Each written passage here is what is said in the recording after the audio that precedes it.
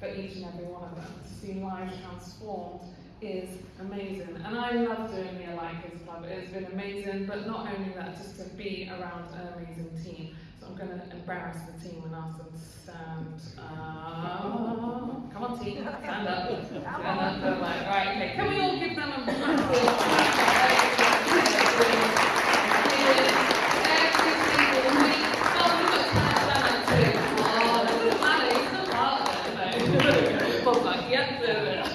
Thank you guys. But honestly, this team have done amazing. They've taken it on, and it's fantastic. And I'm just so thankful for them. And they're stepping out their comfort zone regularly, all the time, because I do. Like, you can do it this week. I'm like, no. I'm like, yes, you can, because I pass on wisdom and encouragement to each and every one of you. But today I want to talk to you all about how we pass things on. If you didn't get it from our lovely game earlier of passing the baton on, we pass things continually on to different people. And obviously that goes with Mother's Day as well. Now, I'm not a mum, but I continually pass things on to the next generation. But I also pass things on to people around me, people who I work with, people who work alongside me. You're continually always passing things on. Sometimes they're intentional, and some things they're not. But our mums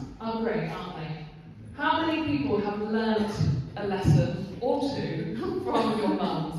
Yeah, we've all taken something from our mums that have passed on to us that were like, yes, Joe, have you learned something from your mum? Yeah, have you guys learned something from your mum? Toby, have you guys learned something from your mum? Yeah. What would you say? Come on, different people say a different thing for me. What one lesson or what one value have you learned from your mum that you would take forward? Anybody got anything? I'll give you some time to think. Being kind. Being kind, fantastic. Anybody else? Do as you're told. Do as you're told, absolutely. Because I said so, that's why. Yes, Toby.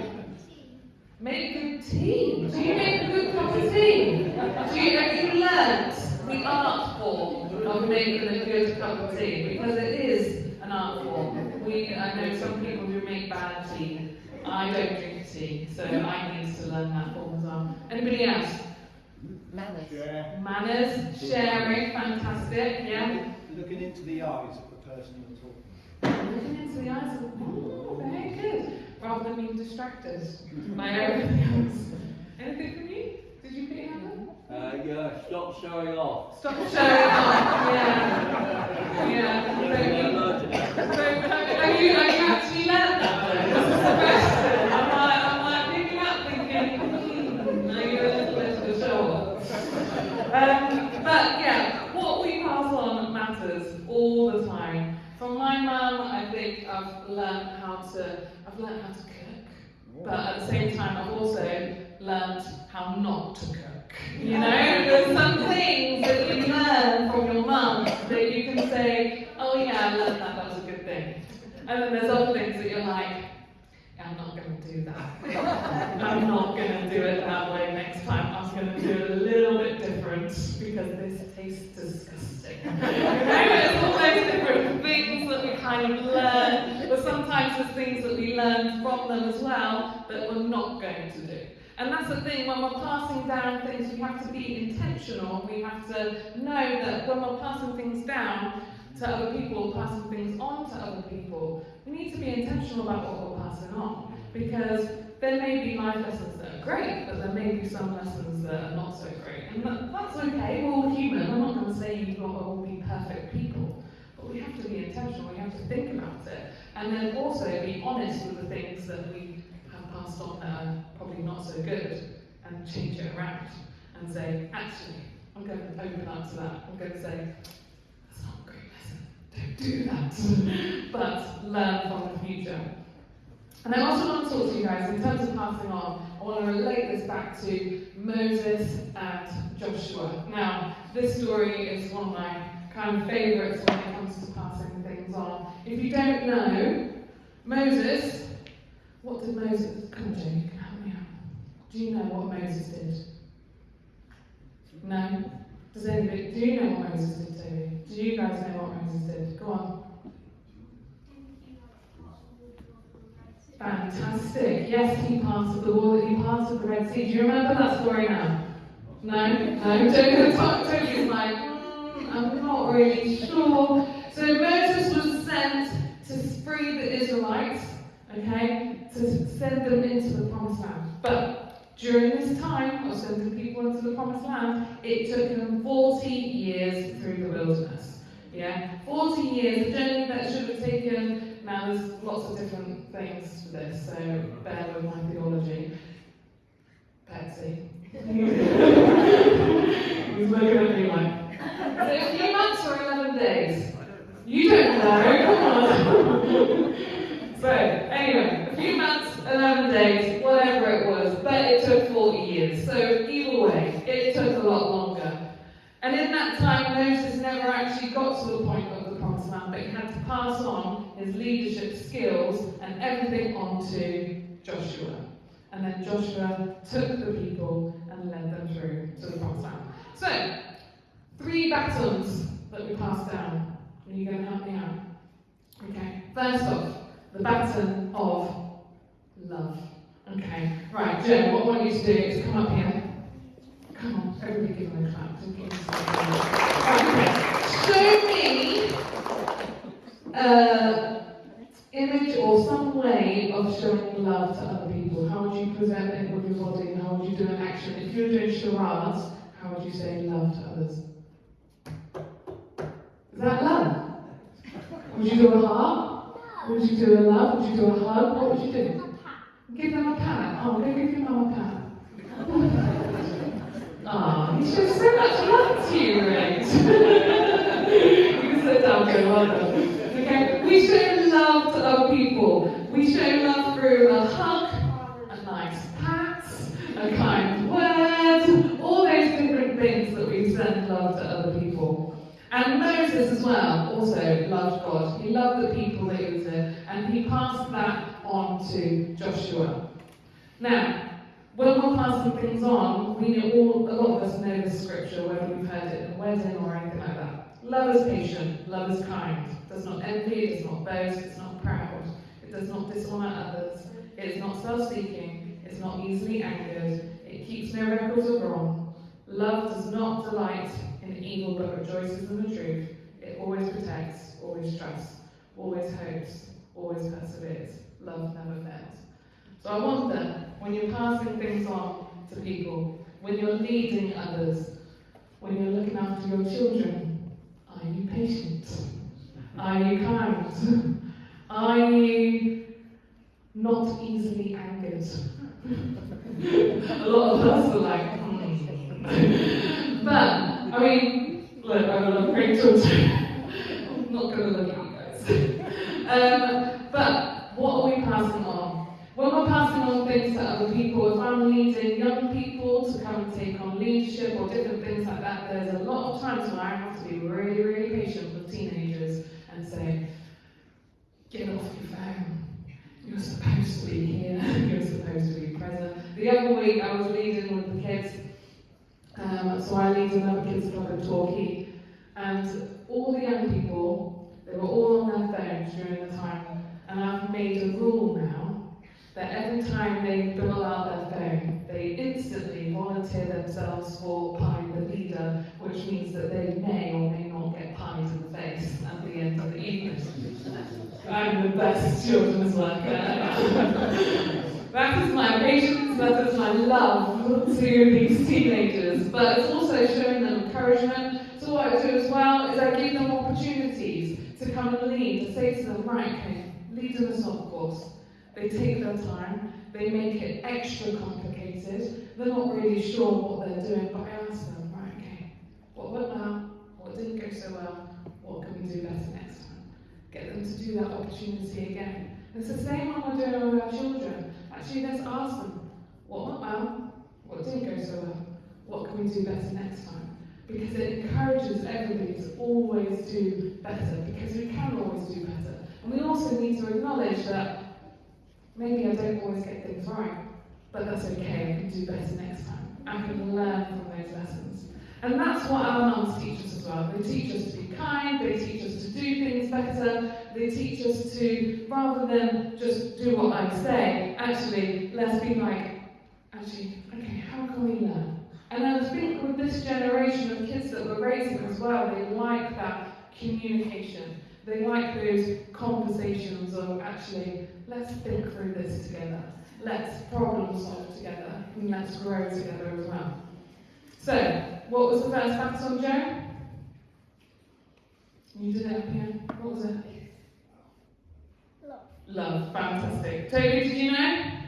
Yeah, he's pattern. Fantastic. So everybody, first pattern is love. Fantastic. First pattern as well. The next pattern is, right, come on. Toby, do you want to actually? I'm going to ask Toby. Let me ask him. Come on. Stand up there if you want, or you can come up here. Do you want to come up? He's doing it. Go, run. Okay, here? Okay. I want you to show me an action for wisdom.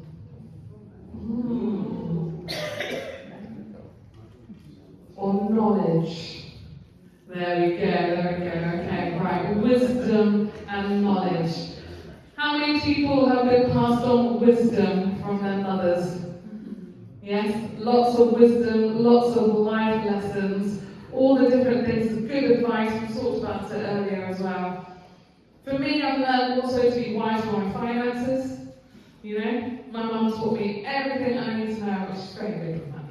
And she taught me everything I need to know about money, and so I'm very thankful for that. She also taught me about making wise choices and thinking, actually, okay, is that a wise choice?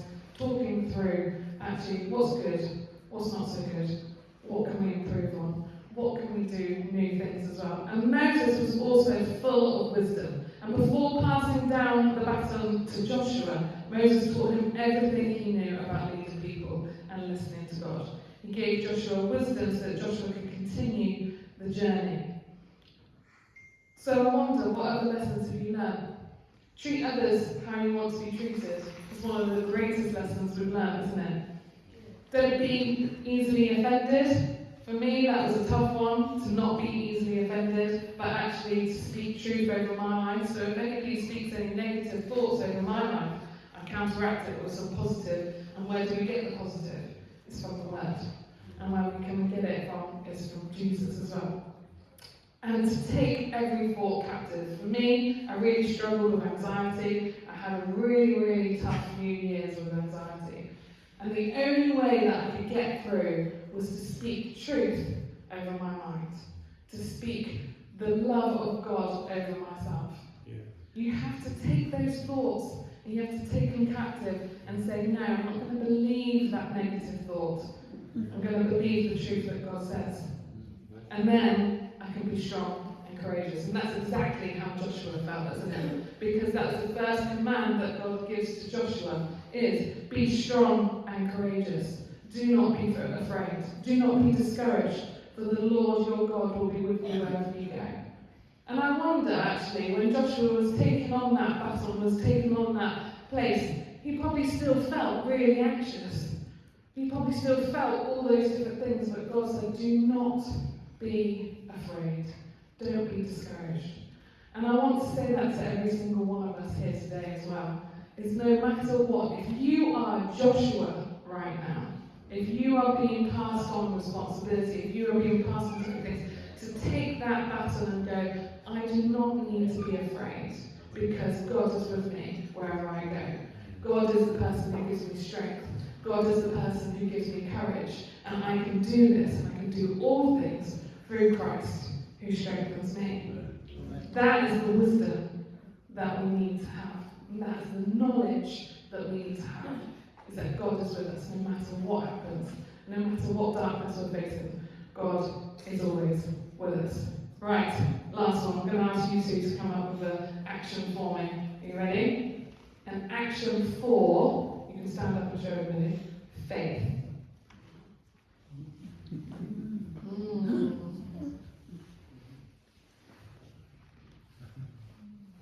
Thinking.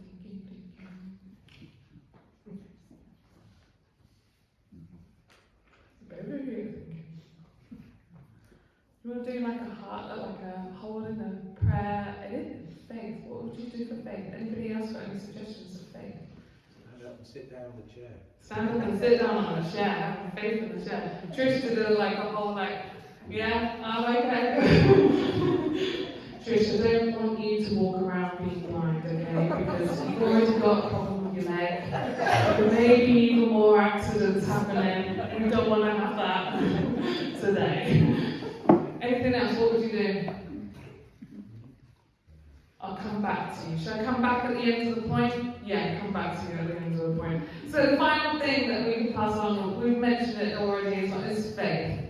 Faith that is the trust that we have in God, knowing that He loves us, always is for us, even when life gets hard. Mums often pass down their faith through their words and how to trust God. And Moses did exactly the same thing to Joshua as well. He said, you need to trust in God.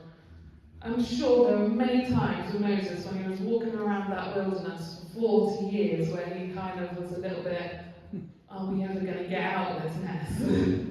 Are we ever going to get out of this place? But he took himself away, he went with God, and he knew that God's plan was always going to work out. And I want you to think, we can be very straightforward of thinking of the now, but we've also got to keep our eyes on the future. In 10 years' time, where do we see things going? So in 10 years' time, the children that you're raising, how old are they going to be? What position are they going to be in? Everything that you do right now matters and makes a difference for them in 10 years' time. And so think about the people that you're going to pass things on to. It can be very easy to think, oh, okay, I'm at this point right now, and maybe I need somebody to fill the gap right now, but actually lead from the younger people and see them grow into places where they can be in the future. Because that is the position where you want to be in. You want to be able to see a greater hope. You want to be able to see a greater picture of where you will get to the promised land. Yeah? Where you will get to the place where God has taken you. And we don't want to always be a case of, okay, I'm just going to sit back. We want to leave a legacy.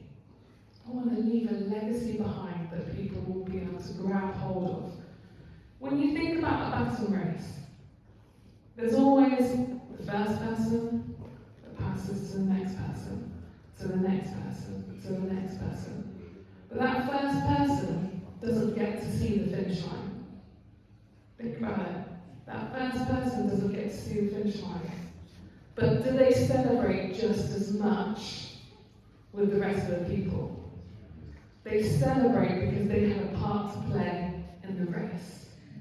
Each and every one of you have a part to play in the race. You may not get to that finish line, but what you pass on to other people will have a greater impact and a greater impact because that person will then pass on to that person, to that person. Know where you are going because the race is still going to be run all the time. So know what you're passing on and know that you can still celebrate. You may not see the fruit, you may not see the finish line, you may not see where it ends up, but everything that you do, you have a part to play. We need to have faith knowing that God's at the end of the race. God's there.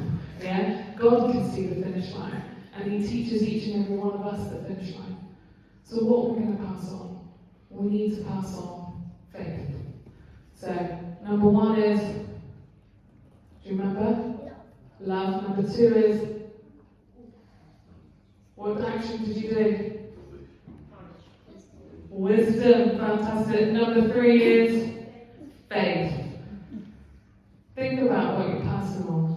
Love, wisdom, faith is the most important thing. I read a statistic once that only 15% of parents who are Christians feel that it's the most important thing to pass on their faith to children.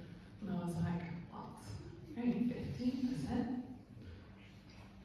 There needs to be more. We need to pass on our faith. It's the most important thing to pass on to others. So, to finish off, I just want to say to you all as well, as part of what I'm doing right now, I'm part of 10-4 stands for Ezra 10-4 of Rise Up. This matter is in your hands. We will support you, so take courage and do it. That's from Ezra 10:4, and that is my message to each and every one of you, is I have loved supporting every single one of you, and I will continue to support you in your journey as well. But you've got to rise up. You've got to take on this mantle. You can't abdicate responsibility, but know that you have a part to play in every single thing that you do as a church. You have that part to play. Rise up. This matter is in your hands. I'll support you. Just take courage and do it. It's been lovely to speak to you all. Amen.